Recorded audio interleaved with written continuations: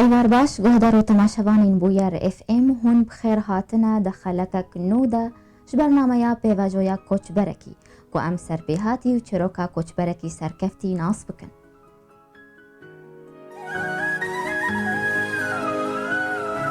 هر چهارشنبه اف برنامه وید ساعت 6:30 ایواری ده بشه و یکی زندی به وشاندن.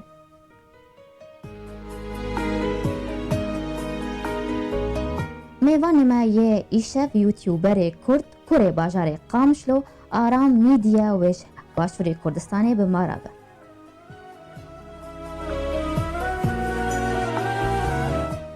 شبو ام جنیز و ناسنامه آرام میدی ناس بکن ام به هفره لوی پرچایا ویدیوی گهدار و تماشا بکن و دگرن خلقه خواه بردوام قانون بو اصالا یکی بوم بشه یکی لزانکوا فرات لباجار حسکی مدخل لی جبر روشا سوریا خراب از نجار بوم گو اجولات در کفن دیازه هیوا چارادا سالا 2012 از کوچبری هرما کردستان عراقی بو لی لوی ولاتی لوی باجاری من نکاری بو از خوندنا خوا بردوام بکن جبر ویکی از نجار بوم گوره که دی اشخورا هل بجیرم اوجی سوشال میدیا و ایرو بو 5 ساله من ات سوشال میدیا دا کار دکم و استیما ناس کرن وکا صانع محتوى.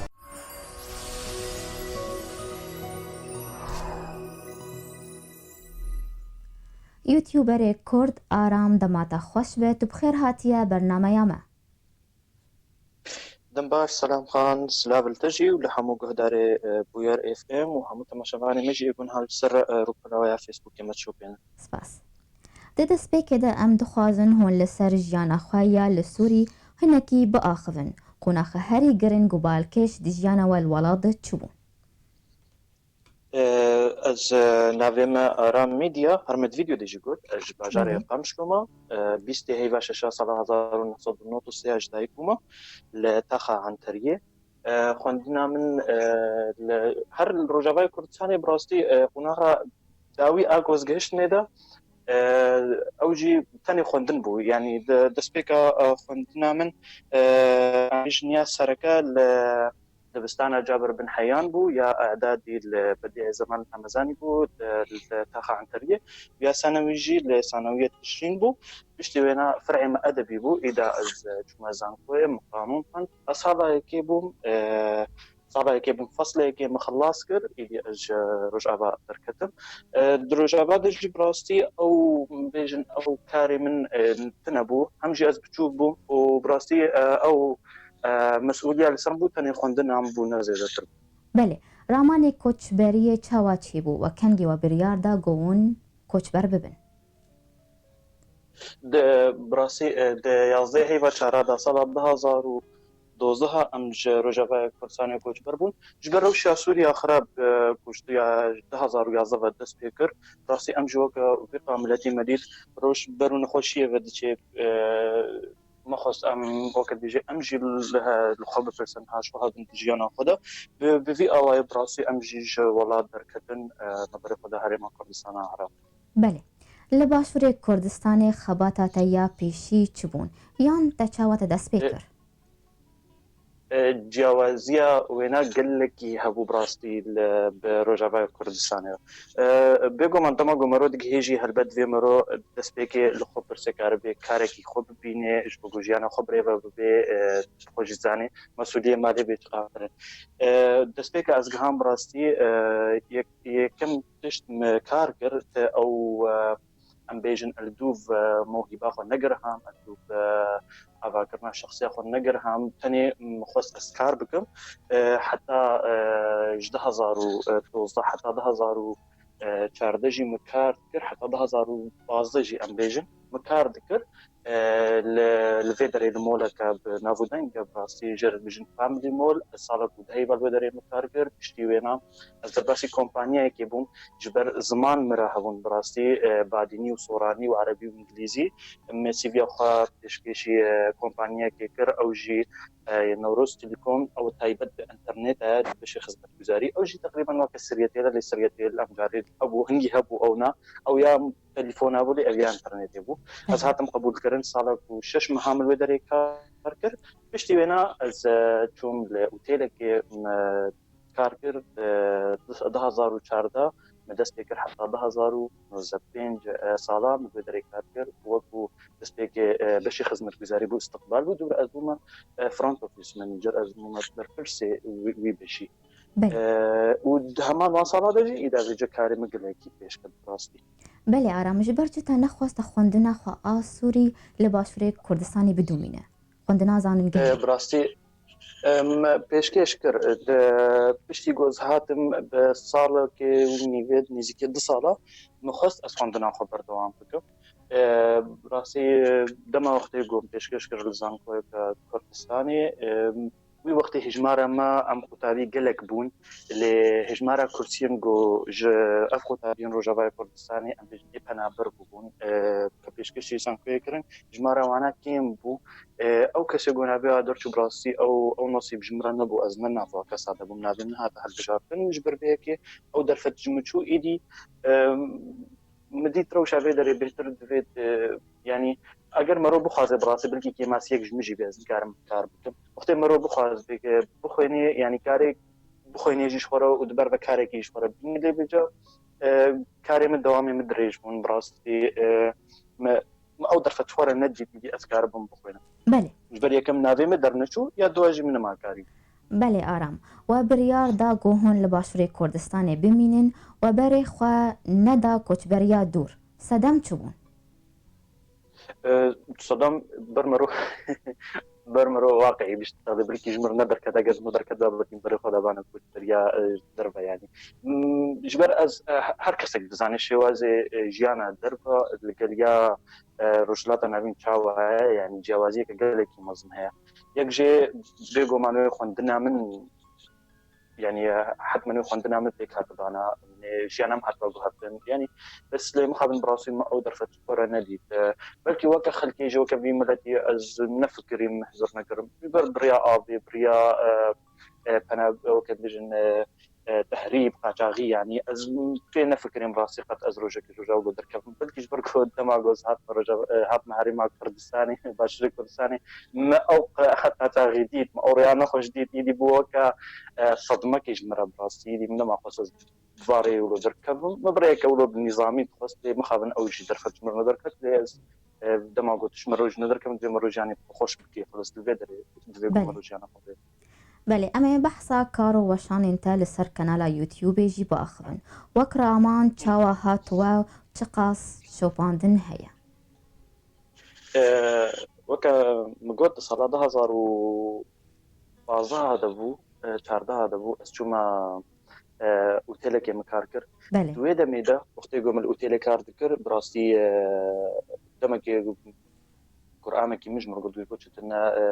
ناقد من سر تلفزيونك يعني بدي قناه فين تي في جارك درفت جمرتي من قريب سيدي خلاص بيشكي شوابكم وموافقه دانا من اسشم انترفيو كار مقابله كار منبر از تدا سركفت براسي زوم برفرسي السوشيال ميديا الجماعه منفذ وسائل التواصل الاجتماعي الويدري مكاركر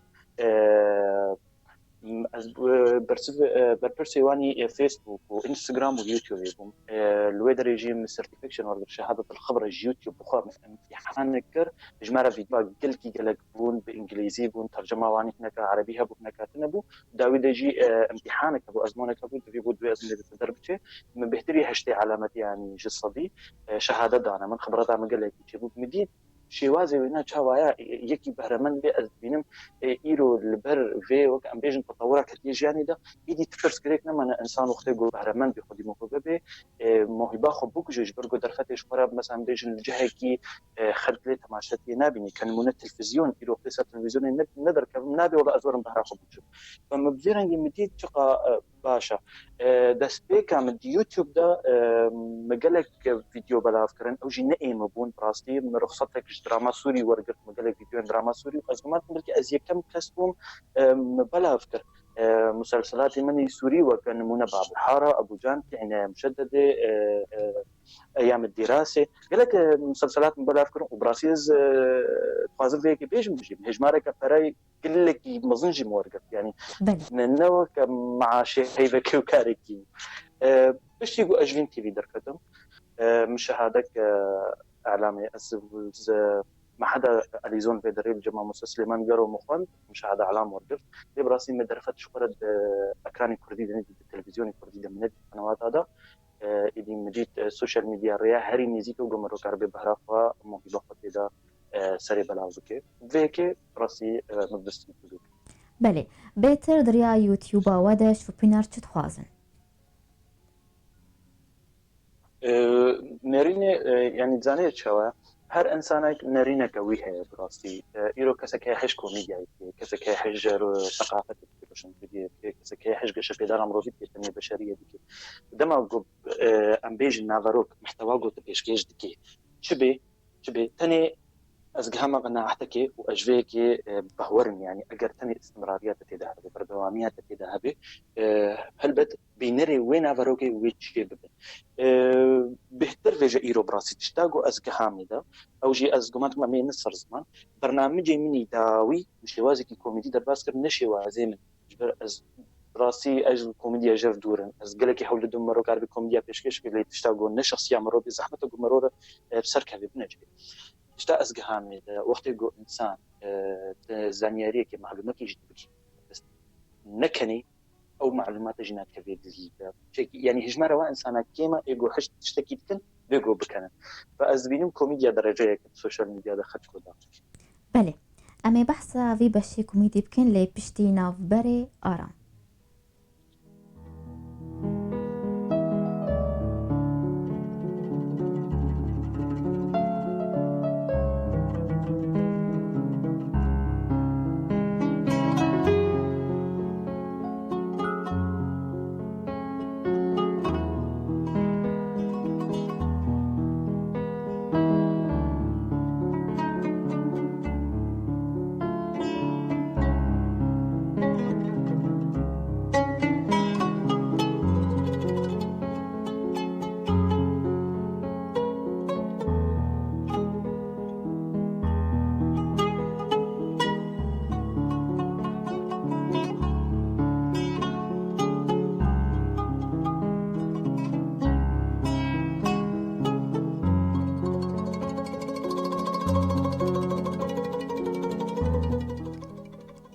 جاركدن ون بخير هاتنا گهدار و تماشاوانین بویر اف ام دوی خلقا نوداش برنامه پیواجویا کوچ برکی میوانی خلقا مش باشور کردستانی یوتیوبر کرد آرام میدیا جاركدن تو بخير هاتیا آرام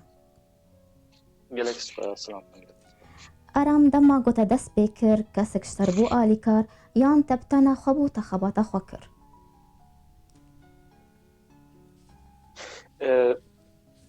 براستي شو كاس نبو اليكار ايجو اليكارين بونجي مالبات عم بو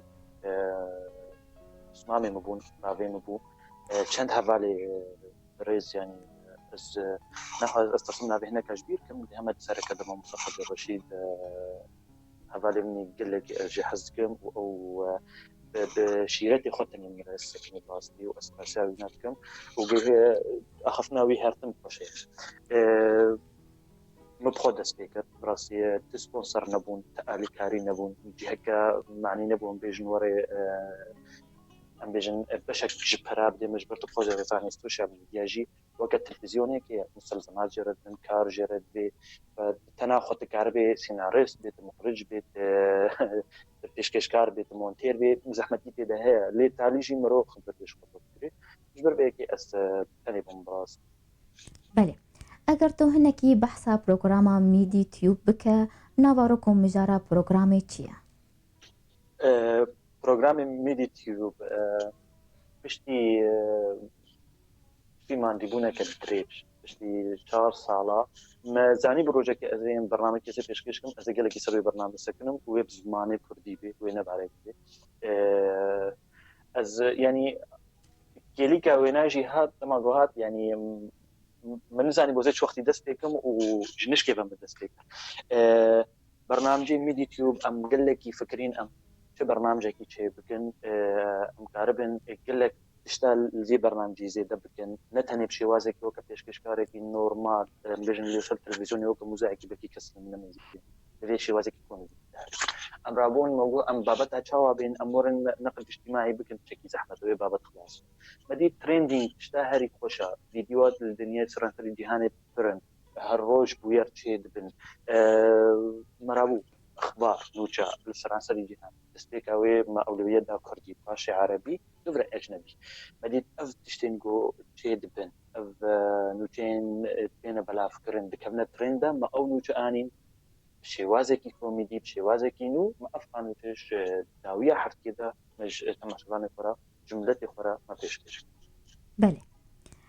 ئەمەی هەنکی لەسەر بەرهەمێنتە بئاخڤن ناوێ وانە ناڤارۆکە وان بەرهەمان دەگەشتاتەدە چ پرۆژەیە هەری بالگەشت چییە ئارا هەموو بەرهەمێنتە هەموو بەرهەمێ من یعنی ئەز لێکێ پۆشمان نەبووم ئەس دوێژم ji بۆ چمە پێشکەش کرد یانجی ئەس جیاوازیەکێ بدمانە لێ هەر یەکێ وەختێکی وێ هەبوو بڕاست نمونە پێ یەکم بەرنامە بوو ئەم ji عەرەبی ژەر بژم كنا على أمل ئەف بەرنامەژی ji pirtûka destpê beşeyekê ji mûsimeyekê ji pirtûka Dr. İbrahîm Rifaqî bû Mefetîh Necah Eşref perdexnetin serkeftinî her xelekek me Kurd kir me ixtisar kir û me kira xelek yani ya duwa êdiyem ser civaka me weka nimûne îro ji bo çi guhdam zimanê Kurdî ne duî wextî de beriya 4 sal يعني وقتی گلکی مگرنگی داوی برنامه گلکی سرکفت يعني حتى اصلا از گمان کم بلکی برنامه کی بوچینه بو که امبیشن کسی کی پناخولو کار بکی برنامه کی بوچینه بله سه تلفزیون دروجه که دم رشتغنی خواستن گهدانی بدن برنامه و مقابله ربك بشتي وينا بيجا ازرباسي عربي بنجور دي سوشيال ميديا قبلنا يقولوا نقوينا ازرباسي عربي ومتابعه عربي طيب فهر برنامج براسي وقتي ويهبوا ما جهد لنهايه قبري شي ميدي تيوب از قال لك جهد ميدو از جمان كم از بهتر بيفجر دايما از هيج فادي او دمجو اس خوشتر بتشكش بله سرکەفتن ji بۆ تا و ji بۆ کارێتە دوارێ ئالیکاریە تبتەنە خەبوو لێ تیما گۆپتەڕە کارتکن کینە تیما گۆمرە کارتکن هەموو برایم أكثر جمرين هذا برنامج ميدي تيوب ذكرتين نبز ميدي أوجي برايمنا إيجو كاميرامان من إيجو أوجي فكر وأز فضلاي جبيرنا كم برايمني بتشوكا اللي هم هرتم أز بجمة تم علمي بنجبر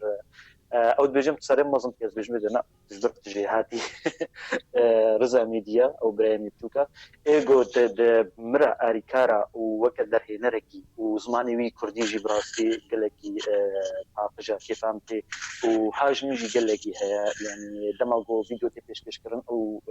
حاجمه هي أخفنا كمني غلطها بشاشة بيت بجمنا مشهد دوباره أو جي زانا ميديا أو جي برايمنا سيبرا من نبذل زانا ورزا هسيب مرنا برنامج دستيكا هنا كيبتكي ستافي مدرج بورا سرکەفتن ji بۆ تا دوي دي جمرهنا دويزنا بيش بله فرمو دوي دي جمرهنا دويزنا أو جي إكوافيرين بو أو جي هبالكي بو حسين صار كوافيركي هم بورتاج وهم كتاجي ويب بوقت ديجي بشوازي خوش بونا مدرابو وحوالي مني ديجي اوجي كاميرامان بو بمرا دراما سوري دكار كده مالك الحوراني جباجار شامية نهار دي بريد هوليريا اوجي بله سرکەفتن ji بۆ تا و ji بۆ تیماتە ئارام گەلۆهین تزارۆک بوو زارۆکتیڤە کارێ ئاکتەر بەلاتە دکشان یان باندورە تکەسیل تەبووە براسي مالباتا بخوشي يعني هنرمندن روشنبیرن بعدين ما مستعد دلداری میدی هر بستانی روجاوی کردستانی و میدیاکارجی اسمعني جي شبان ميدي لعلش ميدي هنرمندن بيقول عندما قلت يعني أخذنا كعربية وقت يقول نتنج مالات بندورجي بمن 10 قوما 40 يوم صار منهم مالباتا تدفيش دفيواري دي بريا جيانا وبفيرنجي بريفا دشي بيقول ما انتيجي يقولوا بيفجأ بلكي تنوى كوابي بلكي موهبات بهرات الجواز بيجيوانا لميزاني بروجك الرجاء يعني ازي تكف تشكل بلكي شوكا ياخذ بلكي مبهور نتكر كاس بيجم اسباب ما يوتيوبر بيوختي ديش برنبو اسمه صانع محتوى لمخش ياخذ فيديو جديد في بشي جديد تجبر لهم ابناء البجار خلاص بله ما بس تاوا يا سركت شبو وافكار هالبجارت لا براسي ما اني صار زمان جي بله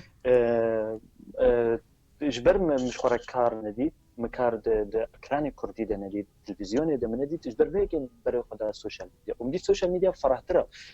براستي يعني موكا اعلامي وكا راكاندني مراهشتي ده لمديت ت سينور جمرنينا ت وكان بيجن كنترول سر منينا از بابتا از بخواز مسكارم بحث بكم فيديو بشوازي قد لي كيف ام جرتي كارم تشيكم فيرنجي براسي مقالك نموني نمط فيديو بيجن بيشكيش كرن جي فلوج برنامج تشالنج تحديات متشكرن قالك فيديو يعني براسي بيشكيش كرن ايدي اصلا هم تاني اسبوع بشوازي راكاني بتاني جريداي بمنا مسينو شورناش يعني از قالك محريات قسطن يعني وزنه پوش من مدید گله کی خوش طرف براستی بله بتنی ویجا من دیبونک بتنی چکی ایشکا بس وقتی قلت بینی ملت حج کاریتت کی بگو من امان دیبونه تحمود شيء بله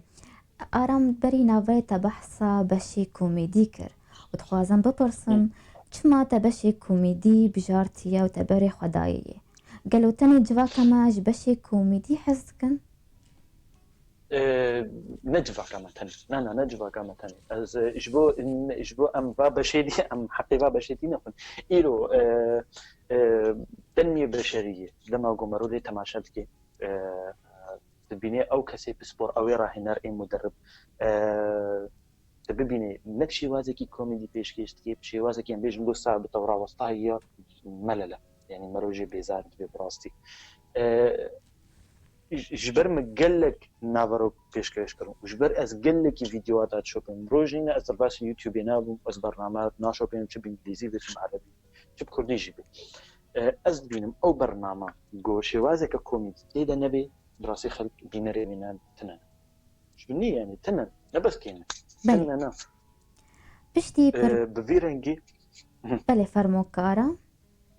مگو بفیرنگی جبرویه که دما گم میدی تیوب پیشکش کرد از قضانم از جحقی کومیدیا نایمدر از او هیزا منی نگوسکار بم او کسی المتماشا بکی بکنی هم زانیاریش بگیده همش بکنی ویه که مخصوص از رحق گیانه کی کومیدی در راسی في برنامه بکم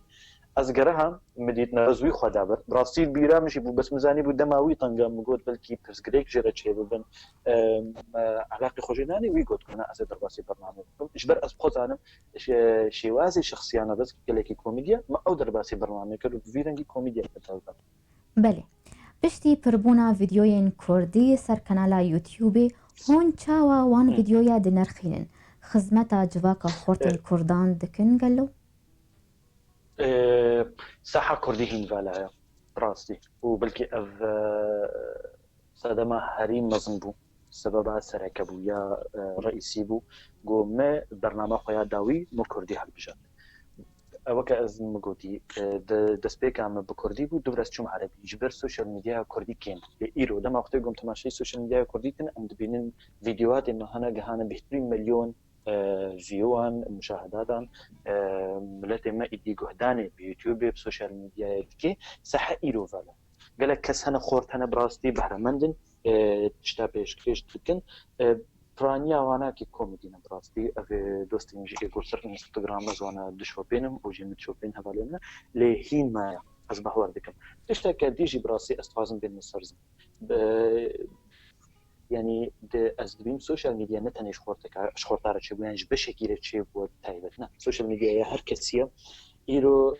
از بینیم مقدمه گو که چگجی بهراوی نه هبه قربه زانیاری على سر مکیاجی بده قربه برنامه کی پیشکش بکی از نبینیم تشتک شاشه فاز هین ساحه کردی بالا از وی باوری دم افصح وری پرکرن یکی بهرکوی نه هبه ازرکوی هبه برا درفتش خور استقبال بکی و قربه درک بله قالك خلقوا فيديو بزماني انجليزي وزماني دن هنا قو ورقراندن بعربي تتخوازي فيديو خجي ورقرينا دا بهتر شوبينر ويهبن تبخوازي ورقرينا بعربي بيقوم از براسي بشكي ماندي بوناوي قالك يعني ساعات خويا وجي جارنا جي بروجات خويا برنامج لما قو مدتها هنا 10 دقيقة بيجن دما هنا 10 دقيقة بشكي يعني وقت قلك تدخل حتى كاربي رقة كردي آخذي ما كاور ورقرين زماني عربي جي نيزي كي 6 7 ساعات ادخل ازباورت كم سر يوتيوب تاني نسر مونتاجي هل بتوقتي قدام ورقر عند انت ذهبي شو بنيته بيتر بله وازيك تخازم لي بيجي قال لك درازم كارم يجبر يعني وقت بيجي طاقات من يعني انرجي مش بني يعني راستي زمان دي بيزار پروژین آرام میدید ویت پیش روژه دا چنه تتخوازه رنگکی دن تبلی پروگرامی خواب که براستي قال لك خوشا مرو كاربي بهزرك النور اللي قال لك زحمته قو مرو كاربي هزرك النور ببي بيغومان اشخو اسنزان بيشروش وفدشي اگر خدي عمرو ديما اكيد وي تشننو هبن بس فيجوي بتشرنجي بن وبتشمودي بن براستي اجي نزان دستك ده دي وقتي قلت تشتاك هزرك وري سري مرو بيغومان مرو بحسابنا بكي بري قلت دستك بكي بيجا بيبي أخذي بيشروش كسبين زانش خذي بيلتر إن شاء الله أكيد حتما نتشنن هذا وتتخوازه رنگکی دن تبلی برنامج بکه پروگرامی خواه بيقوما بله والزناجي وكم زغنيه قد ما شوبينري خو ميد يوتيوب تاني سي خلق جيره معنا ما حرت خلق بيشكش كرنا سي معنا باش هيك خلاص دبي چهار خلق جي هنا او شيء اضافينا يك جي امي بابتن خوش و هر دخلك شوي امي بابتن خوش وانا بنقين كنا خلقك يك جي امي برسوا شوبينري خبدن تشبرسوا هبن امي خلقك كده بسوا وابدن يك جي و وكا فلوجا كيبي ام تشاوا في برنامج درابن ام تشتكن تعباوينا تشاوا شري ما تشاوا نقاشا ما تشي حتى لهم في برنامج بريفا دبن وباش تدوا بيغومان وشخصي كانو درباسي برنامج بشخصي قال لك خوش واز غومان كم تشكيز ما ندريش بيش بله شرطا جوان کرد آرام میدیش با خورت جوان ین بری خدانه کوچبریه چیه؟ يعني مقالك أزبهوركم بكي برانيا مقابلات خدجي كوتنا شيرتك يبقى أم شيرتها ناحم للتيما هر كسكي خدي بهربي هر كسكي خدي هزربي بري يكسر دستيتي وز هرتم في اشتغابي أخفتني دبيجم يكسر دستيتك روجك جوقتي روجك تسرد آخري جوقتي تدشي تشقى تسود دستيتي تشقى درفتش ترق وتبهتر بيش كذي بسركه بله گلو روژک هیا ام ببهیسن گو آرام میدی بویا یوتیوبر جیهانی و خود یه هجمارک مزن ملیونک شوپینری؟ أبناوك أخونك يا براستي حتى تشتاقوا أسكاربن يعني أو هزا الجمع هي براستي درتخم أز بيشكيش دكم موهبة أخوة قوة أخوة بدوي نافرو كده بوي محتوى بيشكيش دكم ليفيجا أز بدوي باوريه دما جو إنسانك سركبي يكم جيت فضل خده يا دوجي